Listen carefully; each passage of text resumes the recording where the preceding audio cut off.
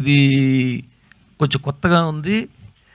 ఆ సీరియస్ మోడ్లో మధ్యలో కామెడీ రావడం కానీ, లేదా మళ్ళీ అట్నుంచి ఇటు టర్న్ అవుతుండడం, అది ఎంతవరకు వర్కౌట్ అవడానికి అవకాశం ఉందంటారు? మీరే బాగుంది, కొత్తగా ఉందన్నారు కదా సార్.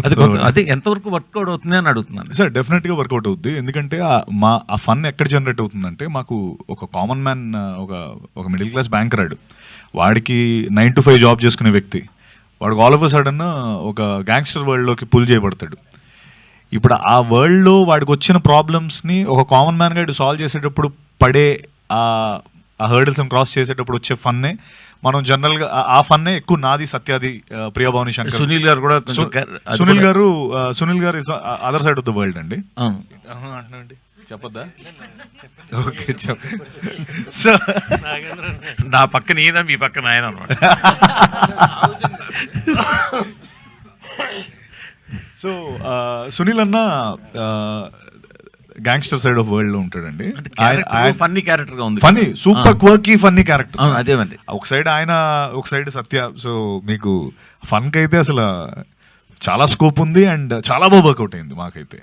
సో మీరు అన్నదే, ఆ థ్రిల్లర్ లో ఫన్ కొత్తగా ఉందన్నారు కదా, అది మీరు ఎక్కువ ఎంజాయ్ చేస్తారు కూడా థియేటర్లో. ఎందుకంటే ఇంకొకటి యాడ్ చేయాలి సార్, ఇది సిట్యువేషనల్ కామెడీ ఎలా ఉంటుంది మూవీలో.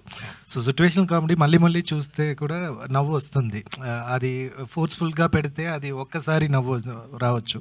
సో దీంట్లో అన్ని సిట్యువేషనల్ వల్ల ఎలా అవుతుంది, ఎలా రియాక్ట్ అవుతున్నారు క్యారెక్టర్స్ అని పెట్టి ఉంది. సో చాలా బాగా బ్లెండ్ అయింది సార్. అది యాక్చువల్గా ఇప్పుడు ఈ కథ, ఇప్పుడు మొన్న వచ్చిన లక్కీ భాస్కర్ పీరియడ్ సీన్. ఎందుకంటే ఇప్పుడు nowadays banking complete online modernisation, technology updation జరిగిపోయింది. ఇప్పుడు within the bank fraud జరగడం చాలా కష్టం. సో అందుకని ఆ సినిమా అప్పటిది. సో మీరు ఇప్పుడు ఈ జనరేషన్లో తీస్తున్నారు కదా, ఇప్పుడు అట్లా పాసిబుల్ ఉందంటారా బ్యాంక్స్లో? అవును సార్, అది ఇప్పుడు అన్ని సీసీటీవీ వచ్చింది, డిజిటలైజ్ అయింది. కానీ RBI and SEBI, stock exchange of board of India చాలా రూల్స్ గట్టిగా తీసుకొచ్చారు ఇప్పుడు. బట్ సిస్టమ్ అన్నది అందరికీ తెలుసు, సిస్టంలో లూప్ హోల్స్ ఉంటూనే ఉంటుంది. బికాజ్ బ్యాంక్లో ఉన్న ఇంకో మ్యాటర్ ఏమంటే, బ్యాంక్లో ఏదైనా తప్పు జరిగినా బయట రాదు, మన ఎవరికి తెలియదు. బికాజ్ అది రెప్యుటేషన్ని స్పాయిల్ చేస్తుంది. సో మనం బ్యాంక్లో డబ్బు పెట్టలేము. సో అందుకే ఏదైనా సరే, ఏ క్రైమ్ అయినా సరే, అది లోపలనే ఒక ఇన్వెస్టిగేషన్ టీమ్ ఉంటుంది. So they will sort out and the news will never come to the lime light. So అలా ఉంటుంది డిజిటలైజ్ వరల్డ్లో. సార్ ఇప్పుడు మీరు అడగాల్సిన నెక్స్ట్ క్వశ్చన్ ఏంటంటే, లోపలే ఉంటుంది, బయటికి ఎలా వచ్చింది, మీకు ఎలా తెలిసిందని అడగండి. ఎందుకంటే బ్యాంక్ ఆఫ్ లైట్ అవునా కాదు, మానేశాడు. సో ఇప్పుడు తీసే ఛాన్స్ లేదు. మనోడు బ్యాంక్ ఎంప్లాయీ, నిజంగానే బ్యాంక్ ఎంప్లాయీ. కానీ నేను సూర్య కాదు. అంటే మీ క్యారెక్టర్ అయింది అనమాట. ఆయన క్యారెక్టరే నేను పోర్ట్రే చేశాను అంతే. మీరు అడిగిన దాంట్లో ఒకటి, లక్కీ భాస్కర్లో CCTV cameras period film setup.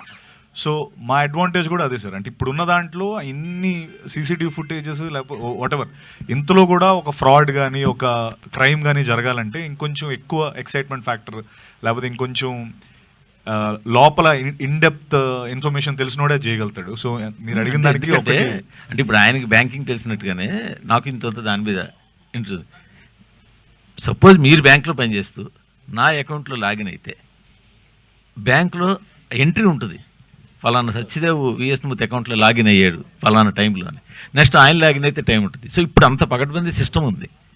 So అంత సులువుగా బ్యాంక్లో మీరు అన్నట్టు చెక్స్ మీద ఏదో సిగ్నేచర్స్ అవి చేసేంత సీన్ ఇప్పుడు లేదు సార్. చేస్తుంది ఎవరు సార్? చేస్తుంది ఒక బ్యాంక్ ఎంప్లాయీ. అవునా? సో ఇప్పుడు ఇంటి దొంగని, ఏదో సామెత ఉంటుంది కదా, ఇంటి దొంగని ఎవరో ఇంటి దొంగని ఈశ్వరుడైనా పట్టుకోలేడు అన్న కాన్సెప్ట్ సార్. ఇప్పుడు మీరు చెప్పిన యాజిటీస్ ఉన్నాయి సినిమాలో.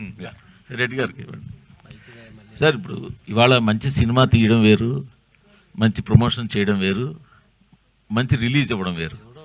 బట్ మీరు మంచి సినిమా తీశారని అనుకుంటున్నాము, మంచి ప్రమోషన్ ఎలాగే చేశారు, అందరూ చూస్తున్నారు, ప్రమోషన్ చాలా బాగుంది.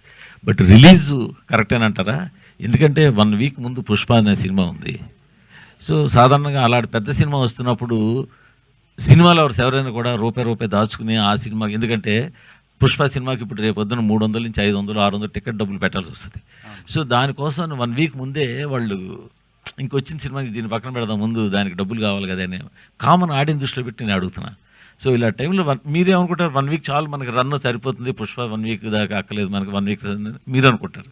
సో ఇది కరెక్ట్ రిలీజ్ డేటేనా? ఈ సినిమాకు పుష్ప 2 వీక్స్ ఉంటుందండి. 2 వీక్ ముందు వస్తున్నామండి పుష్ప మనం. ఈ కంటెంట్కు, ఈ స్టోరీకి, యూత్కి కానీ కొత్తగా ఉంది కాబట్టి, నచ్చుతుంది కాబట్టి ఆ సినిమాకి ఈ సినిమాకి సంబంధం లేదండి. ఎందుకంటే ఎవరికి ఉండే అంటే సినిమాలో ఉండే కంటెంట్ని బట్టి నచ్చుతుంది ప్రేక్షకులకు కానీ 100% ఎక్స్పెక్టేషన్స్ రావడం జరుగుతుందండి.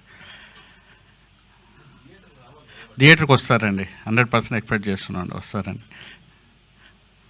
సత్య గారు సత్యదేవ్ గారు